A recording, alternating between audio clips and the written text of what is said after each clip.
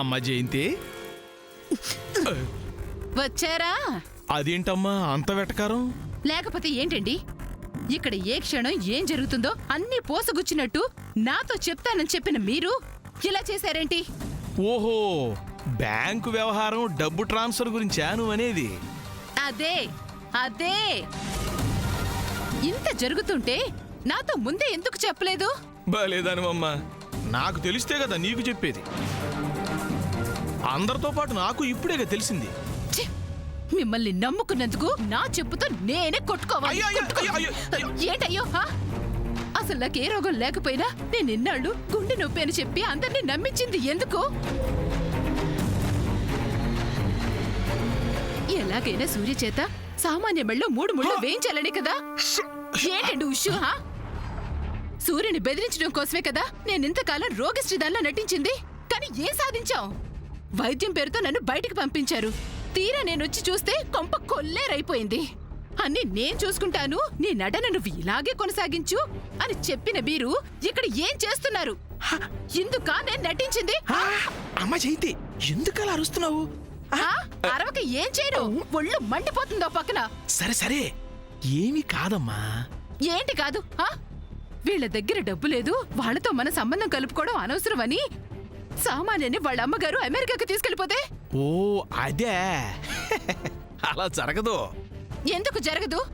ఈ హరి చెప్తున్నాడు జరగదు అంతే. ఏ నమ్మకంతో ఈ మాట అంటున్నారు? అమ్మ జయంతి, ప్రద్దానికో లెక్క ఉంటుందమ్మా. అదే, ఏంటా లెక్క అని. అదేంటో నీకు ప్రస్తుతం చెప్పలేను, కానీ ఒక్కటి మాత్రం నిజం. నీ కొడుకు సూర్య పెళ్ళి నువ్వనుకున్నట్టుగానే ఆ సామానితోనే జరుగుతుంది. ఏమో, నాకు ఆశ చచ్చిపోతుంది. అది కాదమ్మా జయంతి. నేను రోగిష్టిదానిలా నటించకుండా మామూలుగా ఉండి గోల గోల చేసుంటే ఈ పాటికి నా సూర్య పెళ్లి ధూమ్ధామం జరిగిపోయేది. కరెక్టేనమ్మా, జరిగేదే. కానీ ఎవరితో? నీ కోడలు సామానితో కాదు, ఆ స్కామ్తో. నువ్వు అనారోగ్యంతో బాధపడుతున్నావు కాబట్టే ఆ సూర్య స్కామ్తో మాట్లాడటానికి కూడా భయపడుతున్నాడు. నీకిచ్చిన మాట కోసం ఆ స్కాము సూర్యమోహన్ చూడటానికి కూడా ఇబ్బంది పడిపోతుంది. అయినా ఏం లాభం అండి?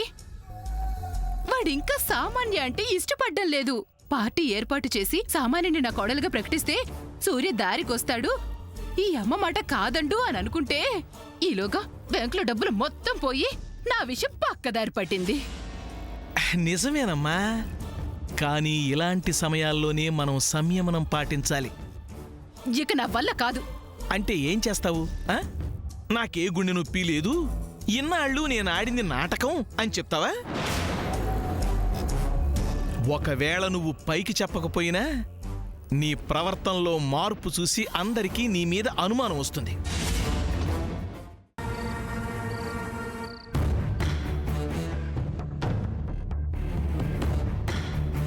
అలాగే అలాగే కమిషనర్ గారు, మేము దాని గురించి ఆలోచిస్తున్నాం. నో, నేను అన్నయ్యతో మాట్లాడి ఈ మ్యాటర్ క్లియర్ చేస్తాం. ఓకే సార్, ఉంటాను. అన్నయ్య, అన్నయ్య, నానమ్మ, అమ్మా, ఒకసారి అందరండి. ఏమైందిరా? ఏంట్రా చంద్ర? రేయ్, ఏమైనా ఇన్ఫర్మేషన్ తెలిసిందా? లేదన్నయ్య, కమిషనర్ గారు ఫోన్ చేశారు. ఏమన్నారు? బౌన్స్ అయిన చెక్స్ క్లియర్ చేస్తామని మీ అన్నయ్య మాట ఇచ్చారు. ఆ మ్యాటర్ ఎంతవరకు వచ్చిందని అడిగారు.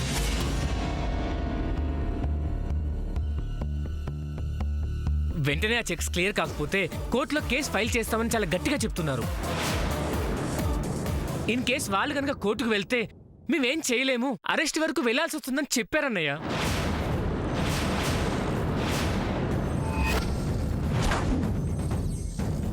అన్నయ్య, వెంటనే ఏదో ఒకటి చేసి ప్రాబ్లం సాల్వ్ చేయాలి. ఏదో ఒకటి ఆలోచించన్నయ్య, ఇప్పుడు ఏం చేయాలి? ఇప్పటికిప్పుడు అంత డబ్బు ఎలా అడ్జస్ట్ చేయాలి? ఓ పంచే, ఎవరెవరు చెక్స్ బౌన్స్ అయ్యాయో వాళ్ళందరికీ కాల్ చేసి మీటింగ్ ఏర్పాటు చేయి. వాళ్ళతో నేను మాట్లాడతాను. ఒకవేళ వాళ్ళతో మాట్లాడితే 1 రోజు 2 రోజులు అవుతారు సూర్య, అంతే కదా? అవును సూర్య, ఇది చాలా సీరియస్ ఇష్యూ. ఒకవేళ వాళ్ళు 1 or 2 days ఆగినా ఆ తర్వాత ఏం చేస్తాం? అంత డబ్బు బ్యాంకులో మనం ఎలా అడ్జస్ట్ చేస్తాం? అవును బాబు, తర్వాతైనా ఇది చాలా పెద్ద ప్రాబ్లం అవుతుంది.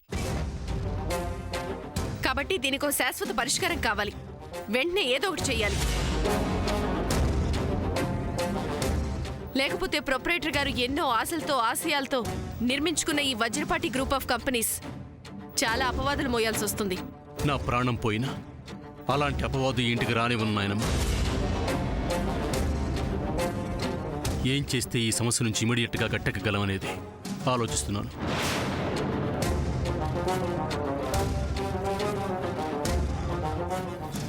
అమ్మమ్మ, can I give you a suggestion?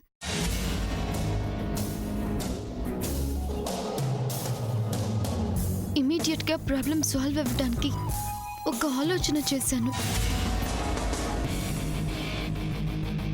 మీ అందరూ చెప్పమంటే నేను చెప్తాను. శామ్ ఆలోచించిందంటే అదేదో గొప్ప ఆలోచనే అయ్యుంటుంది. ఆ, ఇక్కడ ఇంత మందికి రాని గొప్ప ఆలోచన ఈవిడ గారికి వచ్చిందట. హా? శామ్కి గొప్ప ఆలోచన ఉంది కాబట్టి తను ఉద్యోగానికి వెళ్ళిన కంపెనీలో డబ్బు అలాగే ఉంది. అలాంటి శామ్ ఉపాయం చెప్తుందంటే ఖచ్చితంగా అదేదో గొప్ప ఉపాయమే అయ్యుంటుంది. ఆ, ఎవరికి పడితే వాళ్ళకి ఇవ్వాల్సిన దానికంటే ఎక్కువ విలువ ఇవ్వబట్టే ఇన్ని అనర్థాలు జరుగుతున్నాయి. కాసేపు మాట్లాడకుండా ఉంటారా? అమ్మాయి చెప్పేదేదో వినకుండానే ముందు నుంచి మీ ఇష్టం వచ్చినట్టు మాట్లాడుతున్నారే. థ్యాంక్ యూ అమ్మమ్మ.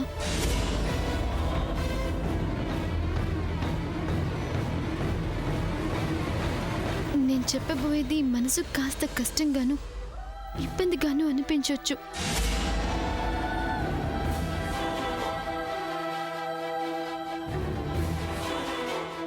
బట్ ఈ స్టేజ్లో అంతకంటే వేరే మార్గం లేదనిపిస్తోంది. మంచి మార్గం అయితే తప్పకుండా అనుసరిద్దామమ్మా. చెప్పు, ఏమిటది? అమ్మమ్మ, నాకు మా మామ్ ఇచ్చిన కొంత జ్యువెలరీ ఉంది. నేను వాటిని ఇస్తాను. అలాగే ఇంట్లో ఉన్న అందరి నగలు చేర్చి బ్యాంక్లో తాకట్టు పెట్టి ఆ అమౌంట్తో చెక్స్ పాస్ అయ్యేలా చేస్తే ఆ ట్రాన్స్ఫర్ అయిన అమౌంట్ తిరిగి వచ్చాక ఆ నగలు మళ్ళీ విడిపించుకోవచ్చు కదా.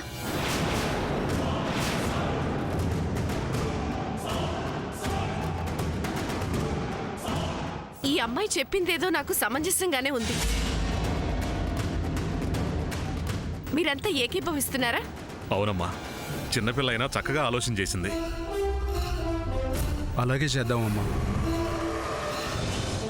జయంతి, వెళ్ళి నీ నగలు తీసుకురా. రాజీ, నగలు తీసుకురాపో. అమ్మా, వెళ్ళి నీ నగలు తీసుకునిరా. ఇద్దరు కదలరేంటి? వెళ్ళు జయంతి. ఊరుకోండి. ఆ శామ్ ఒక పిచ్చి ఆలోచన చేస్తే దానికి మీరంతా భజన చేస్తారేంటి?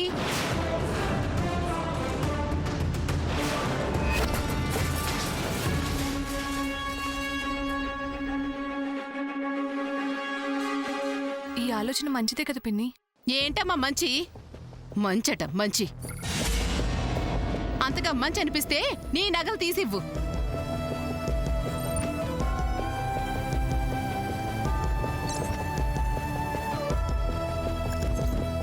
పద్మ ఆగవే, నీకేమైనా పిచ్చా?